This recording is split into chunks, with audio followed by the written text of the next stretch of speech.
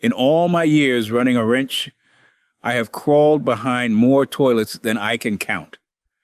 I have pulled out wipes, toys, a phone still lit up, and a few things I will not describe on camera. But here is something I did not notice until I was maybe 10 years into the trade. I have never once been called out to unclog another plumber's own toilet. Not a single time. Sit with that for a second. The people who fix clogs for a living almost never have one at home. That is not luck, and it is not some $1,000 toilet you and I cannot afford. It is a short list of small habits they run every month, and most of them cost about $1. Stay with me to the end, because the real reason nobody in the trade ever teaches you. This list is the part that is going to make you a little bit angry. So let me give you the whole list and the why behind each one, because a habit you do not understand is a habit you will quit by March. But this does not start with the 7 habits. It starts with a part of your house you use a dozen times a day and never actually look at. Your toilet is not a complicated machine. It is a bowl, a tank, a flat rubber seal called a flapper, and gravity doing the heavy lifting. When you push that handle, the flapper lifts, the tank dumps its water into the bowl fast, and that rush of water yanks everything through a curved passage called the trapway and down the drain. That is the whole show. Water speed and water volume. Nothing more, which means a clog is almost never the toilet's fault. Read that again. The porcelain did not fail you. 99 times out of 100, a clog is one of 2 things. It is what you put in, or it is what slowly built up on the inside where you cannot see it. Both of those are things you control. Both of them are cheap. And that is the quiet truth the whole routine is built on. All right. Habit number 1, flush only discipline. And this is the big one, so I am going to be blunt. Nothing goes down that bowl except human waste and toilet paper. That is the entire rule. Not paper towels, not dental floss, not cotton balls, not tissues, not the little wrapper, and not, no matter what the box promises you, so-called flushable wipes. Let me tell you why I get loud about wipes. Toilet paper is designed to fall apart the second it hits water. Wipes are designed to do the opposite. They're held together with fibers that behave more like a dryer sheet than a square tissue, and they do not break down. They ride through your trapway, they snag on the first rough spot in your pipe, and they start catching everything behind them. Plumbers have a name for what that turns into: a fatberg. It is a mass of wipes and grease that sets up hard as a candle on a holder, except it is sitting in your sewer line. These things are not rare. Utilities across the country spend around $1 billion a year fishing wipes out of the system, and in some cities the majority of every blockage they pull comes down to wipes. Here is the part that costs you personally. Wipes are the number 1 repeat offender for a toilet or a sewer line that clogs, clears, and clogs again a month later. So the fix is free. It is a small trash can with a lid right next to the toilet and a house rule that everyone follows. This matters double in an older home, where the pipes are narrower and rougher on the inside than the smooth new stuff. So anything that does not break down finds a place to snag and hold on. Free habit versus a $150 to $250 service call every time it backs up. That is not a close call. Habit number 2, a monthly overnight dose. This one costs you about $1, and it handles the enemy you cannot see. Inside your trapway and inside those little water holes under the rim, a slimy film grows over time. That film is called biofilm. Think of it like plaque building up on the inside of an artery. It does not block you overnight, but it narrows the passage and it grabs at everything going by. Once a month, before bed, pour about a cup of ordinary 3% hydrogen peroxide, the brown bottle from the drugstore, into the bowl and let it sit overnight. If you would rather, an enzyme drain treatment does the same job. Enzymes are just helpful bacteria that eat the organic slime for you, and they keep working for a day or two after you pour them in.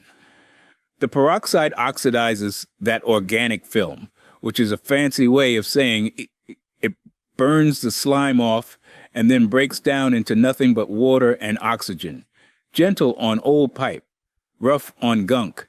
And if you have ever seen a pink or orange ring creep up in a bowl that does not get used much, that is not rust, and it is not mold. It is a bacteria feeding on the soap and mineral residue sitting in the water, and this same monthly dose keeps it from ever taking hold. Now, hear me on the safety part, because this matters. You use the peroxide by itself. You never mix it with vinegar, and you never mix it with bleach. Combined, those make fumes and chemistry you do not want in a small bathroom. Plain peroxide once a month, flushed away in the morning. That is it. A $3 bottle lasts you most of a year, so you are into this for pennies a month. Compare that to a Ruta call for a slow, gunked-up drain, which starts around $150 and climbs from there. Habit number 3, and this is the one that saves people from paying for a problem they do not even have. Clean your rim jets and your siphon jet. Under the rim of your bowl, there is a ring of little angled holes. Those are the rim jets, and they are what makes the water swirl. At the bottom of the bowl, facing the drain, there is usually one bigger hole. That is the siphon jet, and it is what gives the flush its punch. In a house with hard water, and most older homes have hard water, mineral scales slowly crust up inside those holes. Same white crust you see on a shower head or a coffee maker. As the holes narrow, less water gets through, the swirl goes lazy, and the flush loses its shove. And here is where people get robbed. That weak, tired flush feels exactly like a clog. The water rises, drains slow, and you swear something is stuck. So you call somebody, they run a snake through a pipe that was never blocked, and they hand you a bill. The clock was already running against you, and you did not even know it. The truth is, the flush just got choked at the source. To fix it, turn off the water at the valve behind the toilet. Take a small mirror and look up under the rim, and work a stiff wire or a nylon brush into each little hole to break the crust loose. For the stubborn stuff, pour a couple cups of white vinegar down the overflow tube inside the tank and let it soak a few hours to dissolve the scale. A few cents of vinegar and 20 minutes against a service call for a clog you never had. If this is already saving you a call, do me a favor and keep it handy. I put the whole thing in plain steps in my book. 100 old house fixes that save you thousands. It walks you through catching small leaks before they rot out floors, cabinets, and the subfloor underneath. And it comes with the at-home checklists and the seasonal maintenance calendar, so you know what to look at and when. The link is in the description, and there is a code on your screen you can scan if that is easier. That is all I will say about it for now. All right, back to it. Habit number 4 is the one that quietly catches money leaking out of your house. The dye and swirl check. This is a 2-minute job you do a couple times a year, and it tells you 2 things at once. Take a few drops of food coloring, any color, and put them in the tank, the big back part with the lid. Do not flush. Now go do something else for 15 or 20 minutes. When you come back, look in the bowl. If the water in the bowl has picked up that color, you have a leak. The flapper, that rubber seal at the bottom of the tank, is not sealing, and water is trickling past it around the clock. Why do you care? 2 reasons. First, a leaking flapper can waste up to about 200 gallons of water a day. That is not a typo. Run that out over a year, and a bad flapper can pour something like 70,000 gallons down the drain, quietly, while you sleep. On a lot of water bills, that is $100 or more, gone, for a rubber part that costs less than a sandwich. That is money running down the drain in total silence, showing up as a bill that creeps up and you cannot figure out why. Second, a flapper that leaks is a flapper that is letting the tank sit at the wrong level, which weakens your flush and sets you up for, you guessed it, what feels like a clog. A $5 to $10 flapper fixes it. While you have got the dye in there, watch your next flush and notice how the water swirls. Strong, fast swirl is good. A slow, weak swirl sends you back to habit number 3. Habit number 5 rides right alongside that. Water level and flapper timing. Lift the lid off your tank and look inside. There is a line molded into the porcelain or marked on the overflow tube that tells you where the water should sit. If your water is sitting low, your flush is starting out short-handed, like trying to rinse a driveway with a trickle instead of a bucket. Adjust the fill valve so the water comes up to that marked line. Then watch the flapper on a flush. It should lift up and stay open long enough to let the whole tank empty in one strong go. If that flapper slams shut early, maybe because the chain is too short or the flapper is warped, it cuts your flush off halfway and starves the siphon. A flush that quits early is a flush that leaves things behind. Little detail, big difference. Get the water to the line and the flapper opening full, and half the weak flush complaints in this country would disappear. Habit number 6 is less about doing something and more about not doing something. Never use drop-in tank tablets. You know the ones. The blue or bleach puck you drop in the tank so the water turns a pretty color. I am telling you, as somebody who has replaced the damage, throw them out. The thing that promises you a cleaner bowl is quietly eating the guts of your toilet. That constant chlorine sits in the tank and attacks every rubber and plastic part in there. The flapper, the gaskets, the seals. It makes them brittle and warped, usually inside a year or 2, and then they leak. And then you are back to the 200-gallon-a-day problem and a weak flush on top of it. Catch it early, and a new flapper and fill valve kit runs you maybe $15 to $25.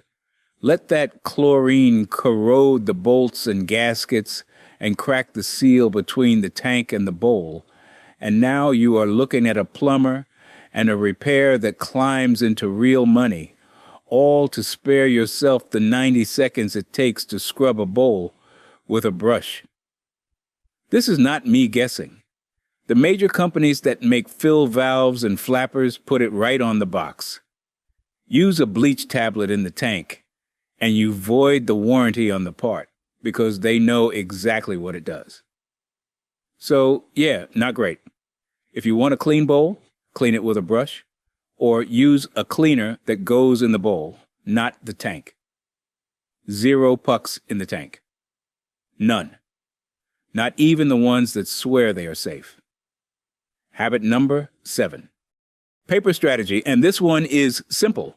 Not all toilet paper is built the same.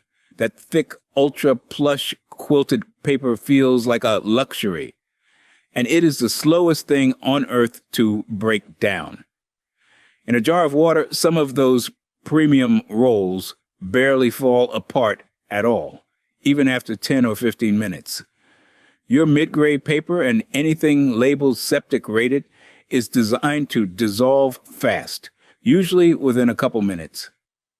In an older home with narrow, rougher pipes, fast dissolving paper is your friend. And whatever you use, if it is a heavy load going down, give it a courtesy flush partway through, instead of asking one flush to move a mountain. Costs you a few cents of water and saves you a plunger session. Now, let me pull this together with a little troubleshooting, because habits keep you out of trouble, but life still happens. If your flush goes weak, before you assume the worst, run back through the cheap stuff. Check the water level at the line. Check the flapper is opening full. Check the rim jets for crust. Most weak flushes are one of those 3, and all 3 are basically free to fix. If something is actually stuck, do not reach for a bottle of caustic drain cleaner. I mean it. Those harsh chemicals can sit on top of a clog doing nothing but eating at your pipe and waiting to splash back at you. Reach for a flange plunger instead, the kind with the rubber sleeve that folds out to fit the toilet drain, not the flat, cheap one made for a sink. And here's the trick almost everybody gets wrong. Seat the plunger over the hole and push down gently the very first time, just to squeeze the trapped air out, because a hard first shove only blows air and dirty water back up at you. Once you have a good seal, it is the pull that does the real work, not the push. You are yanking that clog back towards you to break it loose, then working it free. Slow and steady, not a frenzy. A good plunger and a little patience clears a large majority of toilet clogs. If the plunger loses, step up to a toilet auger, sometimes called a closet auger, which is a flexible cable with a protective sleeve so it will not scratch the porcelain. You can buy one for around $20 to $30 and keep it in the garage forever. Feed it in gently and turn the handle. Let the tool find the clog. Do not crank it hard against the bowl. But here is where I want you to stop and not touch anything. If more than one fixture is backing up at the same time, if your toilet gurgles when the tub drains, or you get sewage coming up somewhere it should not, that is not a toilet clog. That is your main sewer line. And that is the one job where calling a professional is the smart, cheap decision, not the expensive one. Same goes for anything involving a gas line, standing water near electrical, or a leak coming through a ceiling. Knowing what to fix and knowing what to leave alone is the whole game. Saving money never means playing hero with something dangerous. So we made it to the end, and I promised you the part that would make you a little angry. Here it is, plain. Everything I just gave you costs under $20 a year to run.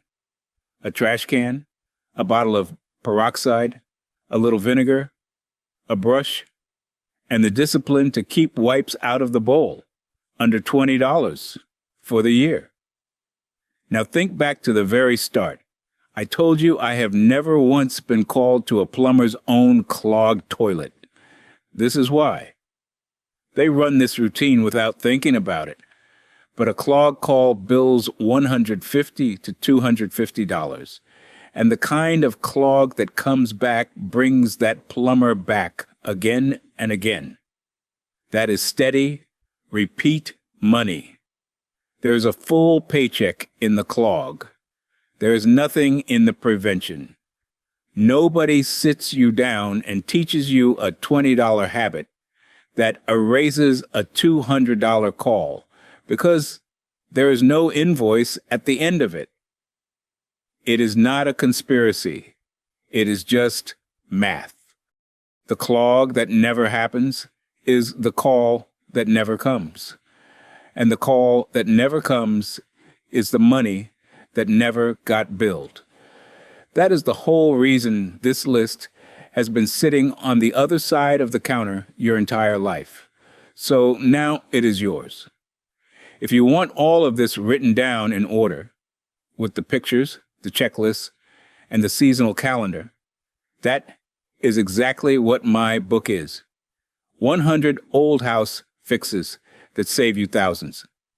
It is the one that helps you steer clear of overpriced service calls, and it teaches you how to tell when a cheap patch is a real fix and when it is just hiding a bigger problem.